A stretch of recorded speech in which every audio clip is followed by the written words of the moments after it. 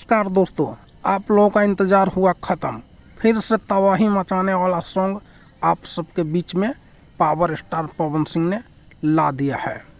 तो इस वीडियो में मैं क्लियर करूंगा कि ये वीडियो कहां से आया है और कौन सा गाना का नाम है।